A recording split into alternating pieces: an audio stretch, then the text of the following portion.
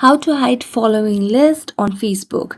Hello everyone, welcome to this channel. I'm Emily and I'm here to help you out today. So without any delay, let's get started. First of all, launch the Facebook application and make sure that you're logged into your account. Now after logging into your account, tap on your profile at the top right corner. Then tap on the gear icon at the top right corner as well. Now it will lead you to settings and privacy.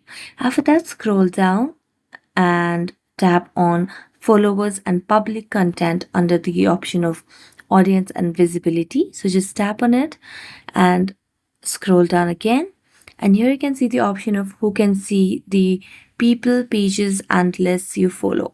So right now it's toggled onto public. Now just tap on it and select on friends or friends accept or specific friends or only me. I'm going to select on only me and then go back and then tap on your profile and other people will not be able to see the following list.